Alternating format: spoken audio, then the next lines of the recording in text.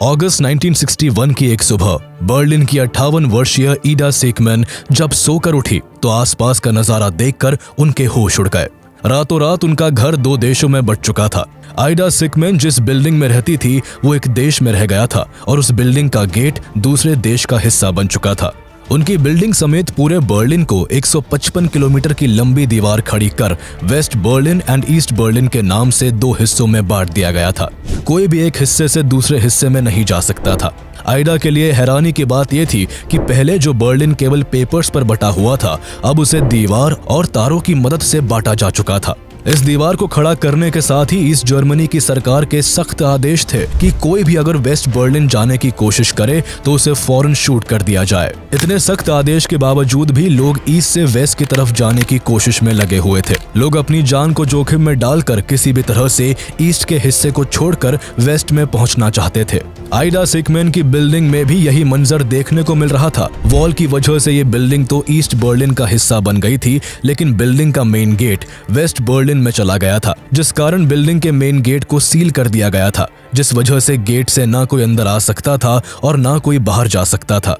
इसलिए पुलिस से नजर बचाकर बिल्डिंग के कुछ लोग रस्सियों से लटक कर तो कुछ पाइपों के सहारे वेस्ट बर्लिन में एंटर कर रहे थे। बिल्डिंग खाली होती जा रही थी और अब आइडा सीकमैन भी उस जगह को छोड़कर वेस्ट वाले हिस्से में जाना चाहती थी, लेकिन उम्र दराज आइडा सीकमैन के लिए 4th फ्लोर से रस्सी से लटक कर या कूद कर नीचे आना खतरे का काम था। कुछ दिनों तक आइडा ने जैसे तैसे सब्र किया, लेकिन 22 अगस्त आते आते उनका सब्र जवाब दे चुका था। 22 अगस्त की सुबह सुबह उन्होंने सबसे पहले कुछ चादरों को लपेटकर बिल्डिंग से वेस्ट साइड में फेंक दिया और फिर खुद बिल्डिंग के 4th फ्लोर से नीचे कूद गई। आइडा ने उन चादरों को पहले इसलिए फेंका था ताकि वो उन पर जंप कर सके और उन्हें चोट ना आए, लेकिन अनफॉर्चुनेटली चादरों की पोटली काम नहीं आई, जिस कारण आइडा का सर सीधे जमीन से टकरा गया और वो खून से लथपथ हो गई। इस हादसे को देखकर आइडा को फौरन हॉस्पिटल ले जाया गया, लेकिन हॉस्पिटल पहुंचने से पहले ही आइडा सीकमैन ने दम तोड़ दिया। आइडा सीकमैन की वेस्ट बर्लिन आने की ख्वाहिश अपने 59th बर्थडे से एक दिन पहले मरकर पूरी हुई। आइडा सीकमैन बर्लिन वॉल के कारण मरने वाली पहली इंसान थी, लेकिन आखिरी नहीं।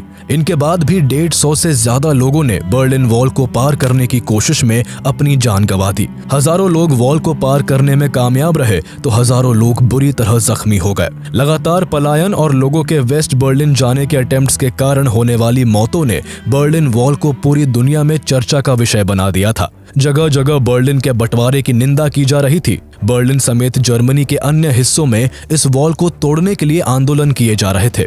अमेरिका, फ्रांस और ब्रिटेन समेत दुनिया के कई देश सोवियत यूनियन से बर्लिन वॉल को हटाने की अपील कर रहे थे, लेकिन सोवियत पर इसका कोई फर्क नहीं पड़ रहा था। हालांकि धीरे धीरे करके वक्त के पन्ने पलटते गए और बंटवारे के बोझ के नीचे दबे एक ही शहर के 2 देशों में बटे लोगों ने बगावत कर दी और फाइनली 28 साल बाद इस वॉल को गिरा दिया गया। 13 अगस्त 1961 को शुरू हुई बर्लिन वॉल की ये कहानी 28 सालों तक लाखों लोगों को तड़पाकर और सैकड़ों लोगों को मौत की नींद सुलाकर 9 नवंबर 1989 में जाकर खत्म हुई।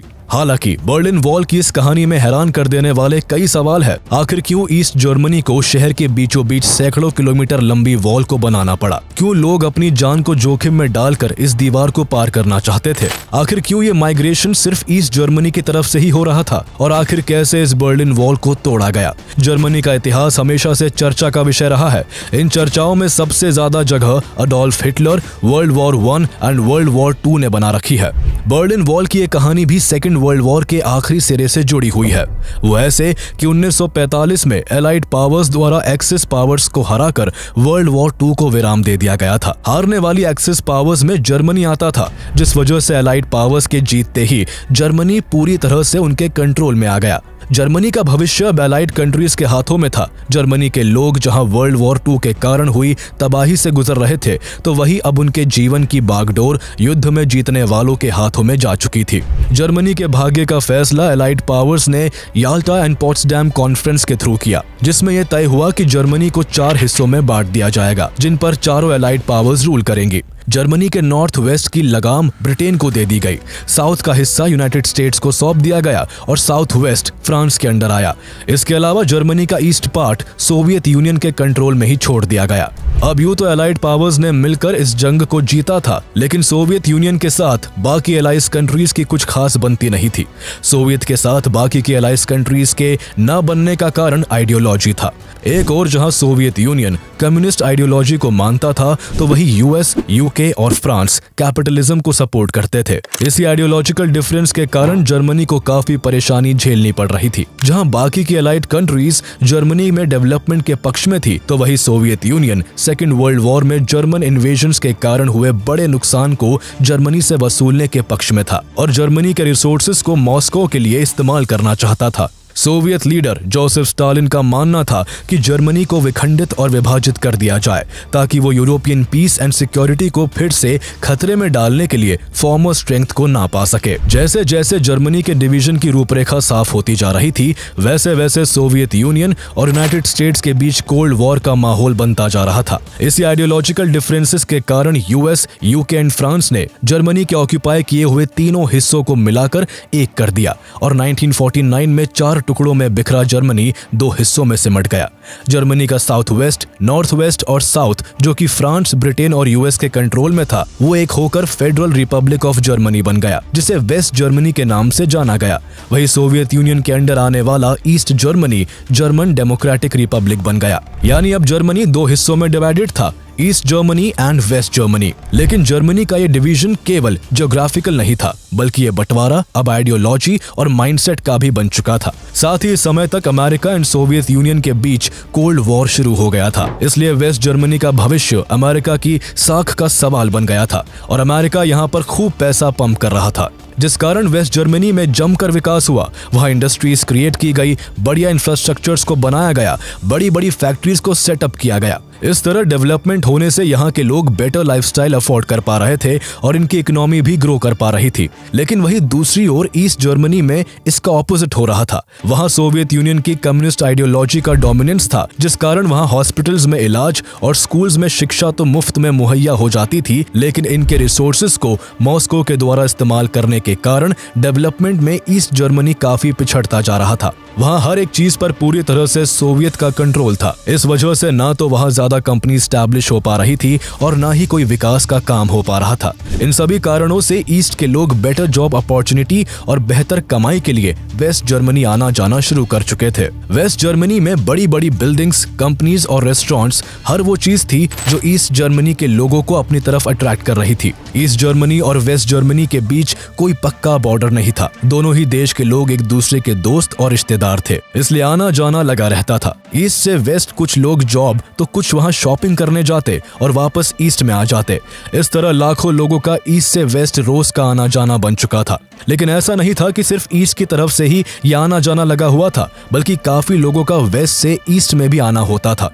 दरअसल कैपिटलिस्ट कंट्रीज के अंडर वेस्ट जर्मनी में डेवलपमेंट तो हो रहा था, लेकिन डेवलपमेंट के कारण वहां के हॉस्पिटल समेत स्कूल की फीस भी काफी महंगी हो गई थी, जिस वजह से वेस्ट से कुछ लोग ईस्ट में मुफ्त इलाज के लिए आ जाते, तो कुछ लोग फ्री एजुकेशन के लिए अपने बच्चों का एडमिशन ईस्ट जर्मनी के स्कूल्स में करा देते। लेकिन जैसे ही उन बच्चों की पढ़ाई पूरी होती, वो हाई पेइंग जॉब्स और बेटर लाइफस्टाइल के लिए वापस अपने देश वेस्ट जर्मनी लौट जाते।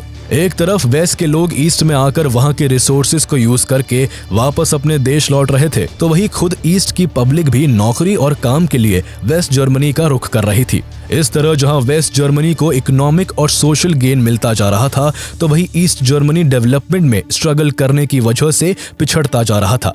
सोवियत यूनियन की चिंता तब और बढ़ गई जब ईस्ट से वेस्ट में लोगों का आना जाना धीरे धीरे करके पलायन में बदलने लगा। जो लोग काम और नौकरी की वजह से वेस्ट जर्मनी में जाते थे, वो लोग वहां की चकाचौंध और तरक्की को देखकर धीरे धीरे परमानेंटली वही शिफ्ट होने लगे। 1949 से 1961 के बीच 3 मिलियन लोग ईस्ट जर्मनी से वेस्ट जर्मनी चले गए। इनमें अधिकतर पढ़े लिखे काम करने वाले जवान लोग थे। ऑन रिकॉर्ड अगर माइग्रेशन करने वालों के नंबर्स को देखा जाए तो 1954 से 1960 के दौरान 15,000 से ज्यादा टीचर्स, 4,600 के आसपास डॉक्टर्स और लगभग 15,500 engineers and technical experts better opportunities के लिए हमेशा के लिए ईस्ट जर्मनी से वेस्ट जर्मनी में माइग्रेट कर चुके थे। इनके माइग्रेशन की वजह से ईस्ट जर्मनी में अच्छे पेशेवर लोगों की भारी कमी पड़ती जा रही थी और जर्मनी का ये ईस्टर्न पार्ट बुरी तरह पिछड़ता जा रहा था। ईस्ट जर्मनी के लिए प्रॉब्लम तब और बढ़ने लगी जब प्रोफेशनल्स के साथ साथ आम लोग भी ईस्ट जर्मनी छोड़कर वेस्ट जर्मनी जाने लगे। ईस्ट से वेस्ट जाने वालों की तादाद देखते ही देखते 1000 का आंकड़ा पार कर लाख के आंकड़े को छू चुकी थी। पलायन करने वाले लोग अपने सामान की भी चिंता नहीं कर रहे थे। उनके लिए ईस्ट जर्मनी को छोड़ना इतना जरूरी हो गया था कि वो अपना घर और सामान सब पीछे छोड़कर वेस्ट में माइग्रेट करने लगे थे।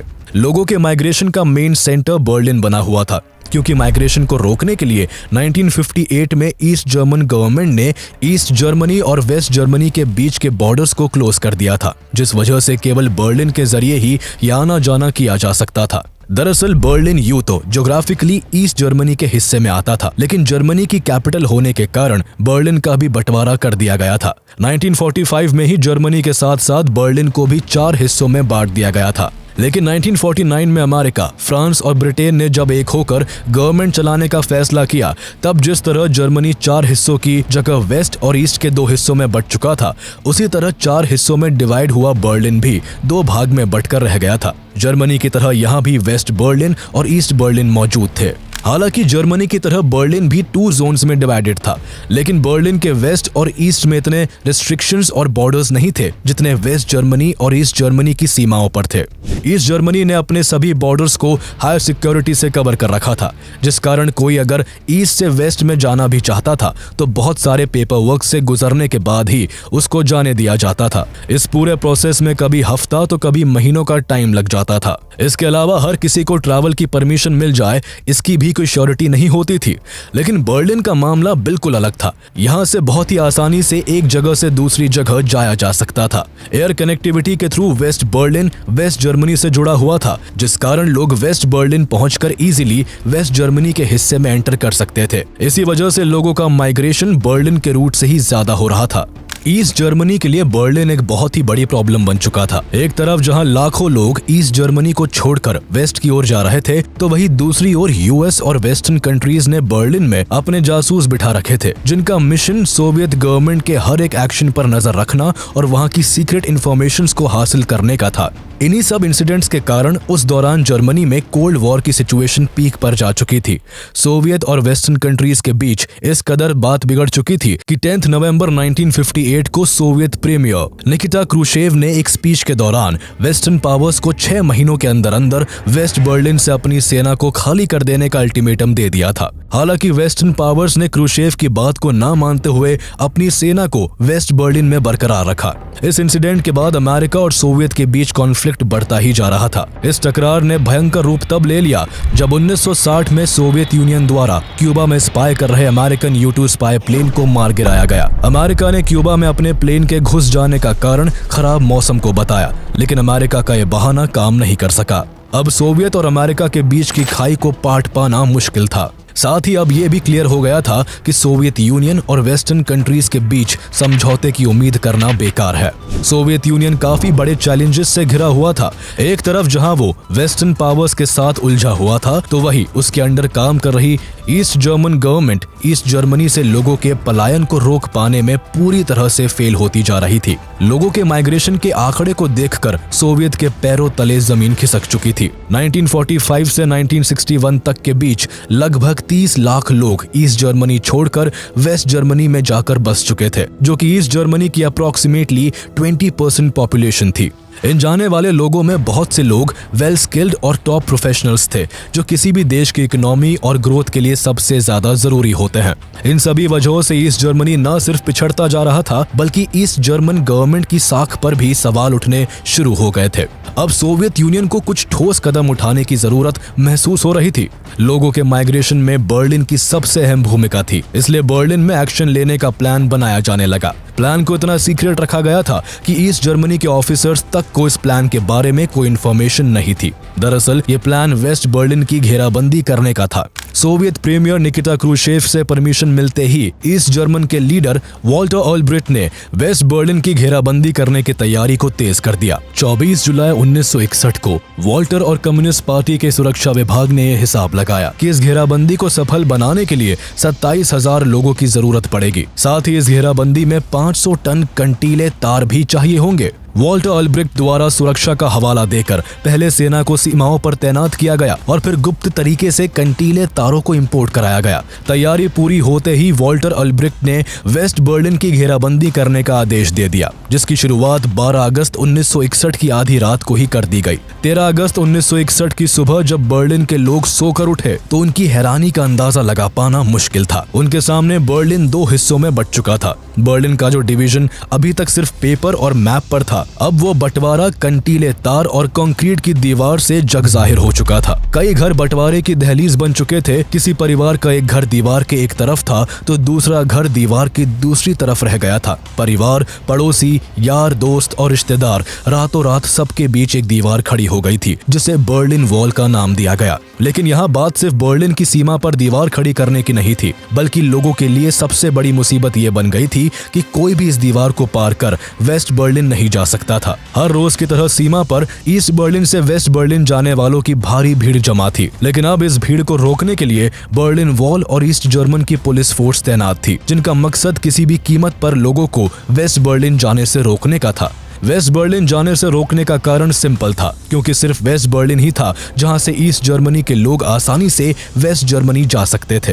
हालांकि इतनी घेराबंदी और सिक्योरिटी के बाद भी कई लोग वेस्ट बर्लिन तक पहुंचने में सफल हो रहे थे, जिस वजह से इस वॉल को और पुख्ता बनाने की कोशिश की जाने लगी। पहले जहां काफी जगह कंटीले तार थे, तो वही अब स्ट्रॉन्ग मटेरियल्स के इस्तेमाल से इस वॉल को बनाया जाने लगा। बर्लिन की इस वॉल को लगभग 155 किलोमीटर लंबा और 13 फीट ऊंचा बनाया गया, जिसे सिर्फ एक नहीं बल्कि 2 साइड से खड़ा किया गया था। दोनों साइड की दीवारों के बीच लगभग 100 मीटर का डिस्टेंस छोड़ा गया था। कोई भी इंसान वॉल को पार करने की कोशिश ना कर सके, इसके लिए वॉल की दोनों साइड्स के बीच रेत के अंदर लैंडमाइंस बिछा दी गई। दीवारों के बीच के इस एरिया को डेथ स्ट्रिप का नाम दिया गया था, क्योंकि इसे पार करना लगभग मौत को गले लगाने जैसा था। इसके अलावा जगह जगह चेक पॉइंट्स बनाकर वहां गार्ड्स को तैनात कर दिया गया। बर्लिन के बॉर्डर्स पर हमेशा सेना द्वारा राउंड लगाए जाने लगे। कुल मिलाकर ईस्ट जर्मनी द्वारा हर वो कोशिश की जा रही थी जिससे लोगों का माइग्रेशन रोका जा सके। अचानक से बर्लिन वॉल का खड़ा हो जाना और इस तरह बर्लिन का 2 हिस्सों में बंट जाना पूरी दुनिया के लिए बहस का मुद्दा बन चुका था।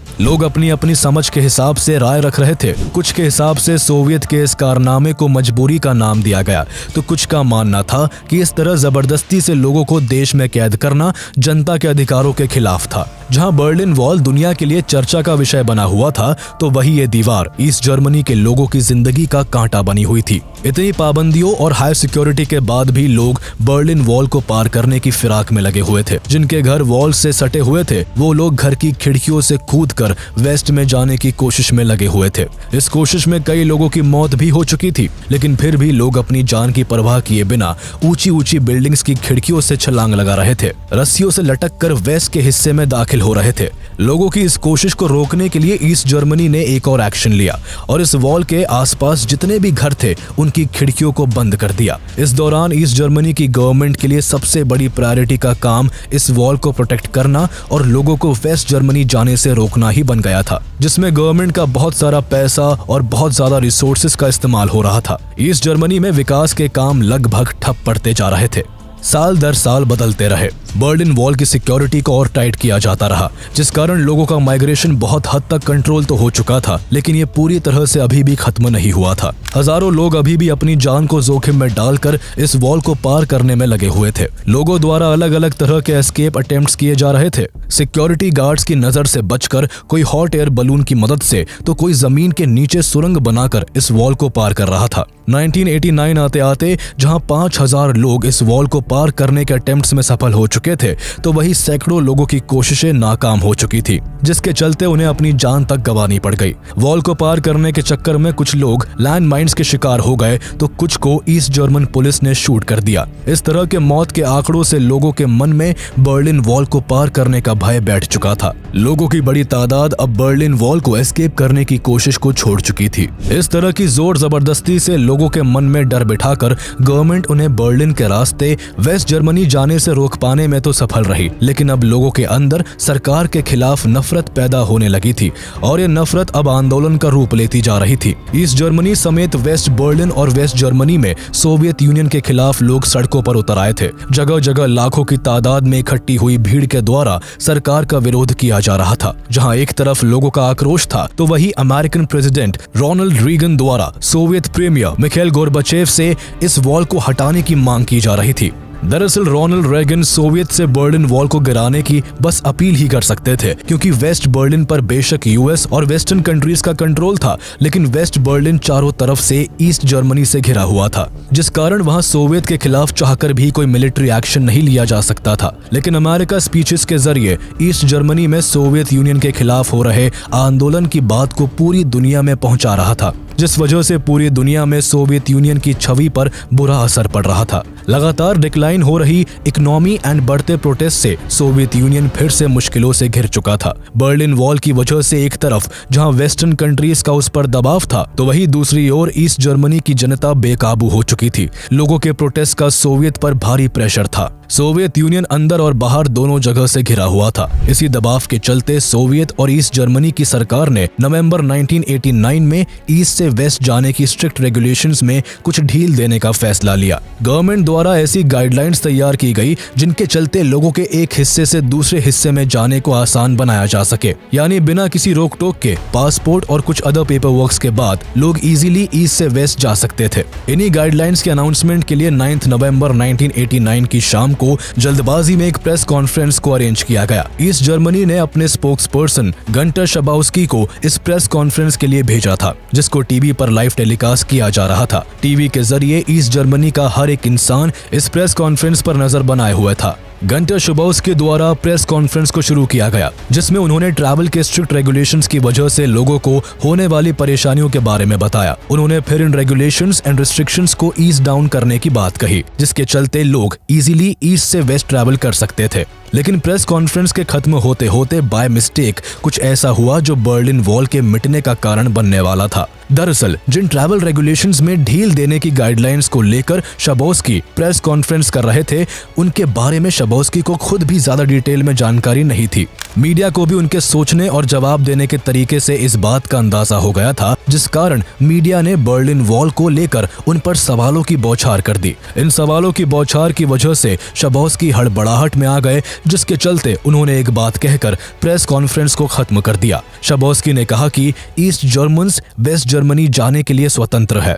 लोग किसी भी रूट से वेस्ट जर्मनी जा सकते हैं। अब लोग चाहे तो बर्लिन वॉल के थ्रू भी वेस्ट के हिस्से में जा सकते हैं और ये नियम आज और अभी से लागू किया जाता है। इस बात की घोषणा शबाउस्की द्वारा हड़बड़ाहट के कारण हुई थी। वो जल्दबाजी में लोगों को ट्रैवल के लिए पासपोर्ट और डॉक्यूमेंट प्रोसेस की बात कहना भूल गए थे, लेकिन अब तीर कमान से निकल चुका था। ईस्ट जर्मनी में ये खबर हवा की तरह फैल गई थी। न्यूज चैनल्स पर हेडलाइंस बन गई थी, जिनमें गवर्नमेंट द्वारा बर्लिन वॉल को गिराए जाने और लोगों के पहले की तरह ईस्ट से वेस्ट ट्रैवल कर पाने की बात कही गई थी। इस खबर के केवल 1 घंटे के अंदर ही रात 8 बजे लाखों की भीड़ बर्लिन वॉल के दोनों साइड इकट्ठा हो चुकी थी। टीवी पर अनकंडीशनली ट्रैवल की अनाउंसमेंट और इस तरह की भीड़ को देखकर सिक्योरिटी फोर्सेस ने सुपीरियर ऑफिसर से कॉल पर बातचीत की, जिसमें उन्हें लोगों को रोकने का आदेश मिला। लेकिन पुलिस और सिक्योरिटी गार्ड्स लाखों लोगों की इस भीड़ के आगे बेबस पड़ चुके थे, जिस कारण उनके कोई भी एक्शन न लेने की वजह से लोग गेट से कूदकर ईस्ट से वेस्ट जाना शुरू कर चुके थे। वहीं कुछ लोग हथौड़े के इस्तेमाल से वॉल पर तेजी से चोट कर रहे थे, जिस कारण बर्लिन वॉल का काफी हिस्सा ढहता जा रहा था। जिस तरह अचानक से 13 अगस्त 1961 के दिन बर्लिन वॉल को एग्जिस्टेंस में लाया गया था, उसी तरह अचानक से 9 नवंबर 1989 को बर्लिन वॉल का अस्तित्व मिटता जा रहा था। ईस्ट जर्मन गवर्नमेंट इस बर्लिन वॉल को हटाना नहीं चाहती थी, लेकिन उनके स्पोक्सपर्सन की एक मिस्टेक से बर्लिन वॉल पूरी तरह से गिरने की कगार पर थी। वॉल के बचे हुए ढांचे की अब कोई भी इंपॉर्टेंस नहीं थी। इस तरह 9 नवंबर 1989 को अनऑफिशियली बर्लिन वॉल को डिमोलिश कर दिया गया और अगले साल 1990 में आधिकारिक तौर पर तोड़ दिया गया। बर्लिन वॉल के गिरने के बाद 3 अक्टूबर 1990 को ईस्ट जर्मनी और वेस्ट जर्मनी को वापस से जोड़ दिया गया, जिस कारण जर्मनी फिर से एक हो गया। 1989 में बर्लिन वॉल के गिरने से जहां एक साल बाद 1990 में जर्मन का रीयूनिफिकेशन हुआ, तो वही उसके अगले साल ही 1991 में सोवियत यूनियन पूरी तरह कोलैप्स हो गया।